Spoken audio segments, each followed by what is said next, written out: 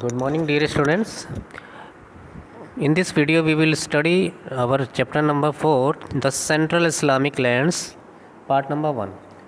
तो ये central Islamic lands के चैप्टर है जो कि मध्यवर्ती इस्लामिक जो राज्य हैं उसके बारे में है, किस तरह से इस्लाम धर्म का उदय हुआ, उसका विस्तार हुआ।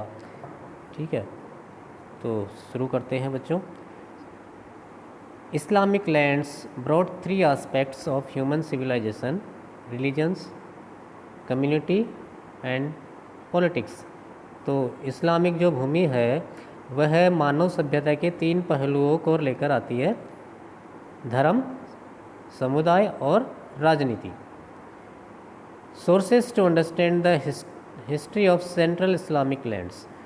जो सेंट्रल इस्लामिक लैंड्स या मध्यवर्ती इस्लामिक जो देश हैं उनके बारे में जानने के स्रोत क्या है, या उनके इतिहास को जानने के स्रोत क्या क्या है।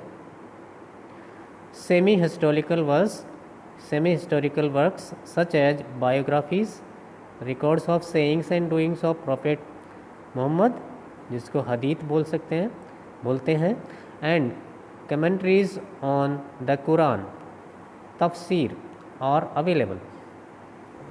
तो सोर्सेस में सबसे पहले है सेमी हिस्टोरिकल वर्क्स, मतलब अर्ध ऐतिहासिक कृतियाँ। हिस्टोरिकल में भी सेमी है, मतलब आदि ऐतिहासिक कृतियाँ या अर्ध ऐतिहासिक कृतियाँ, जैसे कि बायोग्राफीज, किसी की जीवनी या जीवन चरित्र, साथ ही records of the sayings and doing of prophet Mohammad, जिसको हदीत कहते हैं, प्रॉफेट मोहम्मद साहब के कथनों और कृत्यों के अभिलेख या रिकॉर्ड, जिसको हदीत कहा जाता है। साथ ही कमेंट्रीज ऑन द कुरान पर टीकाएँ या फिर व्याख्यात्मक निबंध, जिसको तफसीर कहा जाता है। इनसे हमें सेंट्रल इस्लामिक लैंड्स के हिस्ट्री के बारे में जानकारी मिलती है।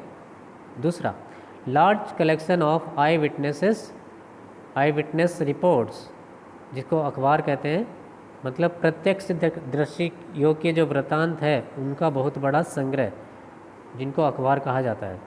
Transmitted over a period of time either orally और ऑन पेपर, मतलब ये विशेष काल अवधि में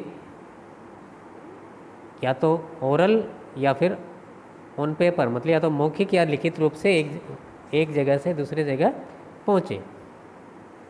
the authenticity of each report was tested by a critical method called isnad। तो अब इनकी जो ऑथेंटिसिटी या प्रामाणिकता है उस हर रिपोर्ट की या प्रत्येक सूचना या खबर की, वह आलोचनात्मक तरीके से या समालोचनात्मक तरीके से जांच की गई है, जिसको इस्नाद कहा जाता है। क्रिश्चियन क्रॉनिकल्स, इसके अलावा ईसाई लोगों के द्वारा लिखे गए वृतांत या इतिवृत्त, written in Syriac are fewer, जो कि सीरियाई भाषाओं में लिखी गई है, वो मतलब संख्या में बहुत कम है, लेकिन they throw interesting lights on the history of early Islam. लेकिन ये जो सीरियाई भाषाओं में लिखी गई कुछ इतिवृत्त या वृतांत है वो भी इस्लाम धर्म के इतिहास के बारे में महत्वपूर्ण रोशनी डालती है। लास्ट है fourth one, besides chronicles we have legal text, geographies, travelogues and literary works such as stories and poems. अब इन इतिवृत्तों या वृतांतों के अलावा भी कानूनी किताबें, भूगोल, यात्रा वृतांत, साथ ही साहित्यिक जो रचनाएं हैं, इनसे भी हमें मध्यवर्ती इस्लामिक देशों की सभ्यता और उनके इतिहास के बारे में जानकारी मिलती है। नेक्स्ट है द राइज ऑफ इस्लाम इन अरब या अरेबिया। तो अरब में इस्लाम का उदय किस तरह से होता है। Arabs before Mohammad Bedouins. तो अरब मोहम्मद साहब से पहले कैसे रहते थे, अरबी लोग मोहम्मद साहब के जन्म से पहले किस तरह से रहते थे। तो ये है बेडुइन्स, जो बेडुइन्स वहाँ की एक आदिवासी घुमंतू जनजाति थी। जो कि अलग अलग जगह रहती घुमक्कड़ जीवन बिताती थी। देखिए, before the prophet Mohammad the Arab were divided into tribes. तो मोहम्मद साहब के जन्म से पहले, उनसे पहले जो अरबी लोग थे वो अलग अलग कबीलों में बटे हुए थे। ट्राइब्स यानी कबीले या जनजाति, आदिवासी। Arabia was dominated by the Bedouins, a nomadic tribe. उसी तरह अरेबिया पर बेडुइन्स लोगों का, जो कि एक आदिवासी या घुमक्कड़ जनजाति थी, उनका प्रभुत्व था। अरेबिया पर बेडुइन्स लोगों का प्रभुत्व था। A chief was chosen on the basis of his family as well as his personal courage, wisdom and generosity. तो अब इन बेडुइन लोगों में भी एक मुखिया चुना जाता था, चीफ चुना जाता था। किसके आधार पर? अपने उनकी फैमिली के आधार पर, साथ ही उसका व्यक्तिगत साहस कैसा था, साहस किस प्रकार का था उस आधार पर, वो कितना बुद्धिमान है उसके आधार पर, साथ ही वो कितना जनरस है यानी उदार है, तो उसकी जनरसिटी के आधार पर चीफ को चुना जाता था। Each tribe had it's on God और गॉडेस। हर जनजाति का अपना खुद का, हर कबीले का अपना खुद का भगवान होता था या फिर देवी और देवता दोनों होते थे। वो who was worshipped as an idol in a shrine, जिसकी पूजा वो एक श्राइन में या देवालय में, जैसे मंदिर होता है उसमें करते थे। मैनी अरब ट्राइब्स वर नोमेडिक्स। तो बहुत सारे अरब जो आदिवासी कबीले थे वो नोमेडिक थे, घुमक्कड़ जीवन बिताते थे, जिनको बेडुइन कहा जाता था। Moving from dry to green areas, oases of the desert in search of food, जो कि सूखे से हरे भरे क्षेत्रों की ओर आते जाते रहते थे, मतलब घूमकर अपने जानवरों को चराकर अपना जीवन व्यतीत करते थे। Some settled in the cities and practised trade of और एग्रीकल्चर। तो कुछ लोग शहर में बस गए थे, इनमें से ही, इन्हीं बेडुइन्स में से कुछ लोग शहर में बस चुके थे, जो वहाँ पर व्यापार भी करते थे और कृषि वगैरह, खेती वगैरह भी करने लगे थे। अब बात करते हैं मक्का के बारे में। इम्पोर्टेंस ऑफ मक्का, मक्का का महत्व। It was in this city that Muhammad lived and controlled the main shrine, a cube-like structure known as Kaaba, in which idol were placed. तो यह वही शहर था जहाँ पे मोहम्मद साहब रहते थे, उनका जन्म हुआ था, और वही मक्का की जो मुख्य श्राइन थी या मुख्य देवालय था, मुख्य मंदिर था, उसका नियंत्रण अपने हाथों में रखते थे या उस पर अपना कंट्रोल करते थे। एक क्यूब लाइक स्ट्रक्चर, जो कि एक घन आकार का स्ट्रक्चर या ढांचा होता था, नोन एज काबा, जिसको काबा के नाम से जाना जाता है, इन विच आइडल्स वर प्लेस्ड, जिसके अंदर मूर्तियाँ वगैरह रखी थी। Even tribes outside Mecca also considered the Kaaba holy. जो लोग या जो आदिवासी लोग या कबीले मक्का से बाहर रहते थे, वो भी काबा को पवित्र मानते थे। And placed their idol in it and annual pilgrimage there. साथ ही वे खुद भी, जो आउटसाइडर जो ट्राइब्स थे, बाहर की जो ट्राइब्स होती थी, वो भी अपने मूर्तियाँ उस काबा में रखती थी और वहाँ पर वार्षिक तीर्थ यात्रा वगैरह करती थी। ठीक है, काबा में वो अपनी मूर्तियाँ रखकर उनकी तीर्थ यात्रा करती थी। Mecca was located on the cross road of a trade route between Yemen and Syria. और मक्का भी एक व्यापारिक मार्ग पर स्थित था, जो कि यमन और सीरिया जाते समय रास्ते में पड़ता है। Which added to the importance of the city, जिसकी वजह से मक्का शहर की जो महत्व है वो और ज़्यादा बढ़ जाता है। Next, principles and message of prophet Mohammad. पैगंबर मोहम्मद साहब के सिद्धांत और उनका संदेश।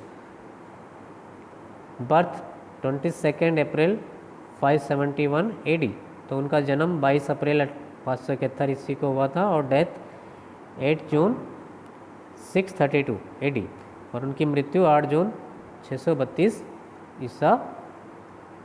ईस्वी में हुई थी।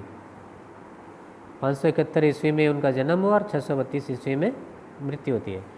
Prophet Mohammad was born on 22 April 571 CE, तो 571 ईस्वी में 22 अप्रैल को उनका जन्म होता है। His father's name was Abdullah and mother's name was Amina, तो उसके पिता का नाम अब्दुल्ला था, मम्मी का नाम या माँ का नाम अमीना था।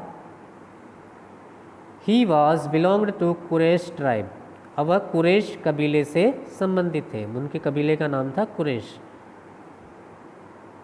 Mohammad was an Arab by language and culture and a merchant by profession, अब भाषा और संस्कृति से मोहम्मद साहब अरबी थे, साथ ही पेशे से वो व्यापारी थे, मर्चेंट थे, सौदागर थे। Around 612 he declared himself to be the messenger of God और रसूल and commanded to preach that Allah alone should be worshipped. लगभग 612 ईस्वी के आसपास उन्होंने घोषणा कर दी कि वो भगवान के, अल्लाह के दूत है यानी रसूल है, और उन्होंने ये कहा कि सभी लोगों को केवल एक अल्लाह की ही पूजा करनी चाहिए, किसी और की पूजा नहीं करनी चाहिए। तो इसका प्रचार प्रसार किया कि केवल अल्लाह ही भगवान है और उसी की पूजा होनी चाहिए, किसी और की पूजा नहीं होनी चाहिए। He preached that worship should involve simple rituals such as daily prayers और सलत। उन्होंने ये भी कहा, यह भी प्रचार किया कि जो पूजा है या इबादत है वह सरल विधियों के द्वारा की जानी चाहिए, जैसे कि डेली प्रेयर यानी कि रोज़ा, ये डेली का जो नमाज वगैरह या जो जिसको सलत बोलते हैं वो उस तरह से सिंपल रिचुअल के द्वारा पूजा की जानी चाहिए। His followers should follow moral principles such as, और जो उनके अनुयायी थे उनको कुछ मोरल प्रिंसिपल, कुछ नैतिक सिद्धांतों का पालन करना होता था, जैसे कि एब्सटेन फ्रॉम थेफ्ट, चोरी नहीं करना, चोरी से दूर रहना। डिस्ट्रीब्यूट आर्म्स, आर्म्स मतलब दान करना, खैरात बांटना। Be bound together through common religious beliefs, साथ ही जो कॉमन रिलीजियस बिलीफ है या सामान्य धार्मिक विश्वास है उसके आधार पर आपस में एकता के सूत्र में बंधे होना। ठीक है, सभी के एक जैसे कॉमन रिलीजियस बिलीफ होंगे और वो एक दूसरे को एकता के सूत्र में बांधेगा। Prophet Muhammad preached the worship of a single God Allah and the membership of a single community of believers umma. तो पैगंबर मोहम्मद साहब ने ये भी कहा कि केवल एकमात्र भगवान अल्लाह की पूजा की जानी चाहिए और उसके जो मानने वाले, अल्लाह को मानने वाले लोग होंगे वो एकमात्र कम्युनिटी होगी जिसको उम्मा कहा जाएगा। ठीक है, तो अल्लाह को मानने वाले लोग सिंगल कम्युनिटी होगी जो कि आस्तिक, जो अल्लाह को मानने वाले आस्तिक जो समुदाय होगा उसको उम्मा कहा जाता है।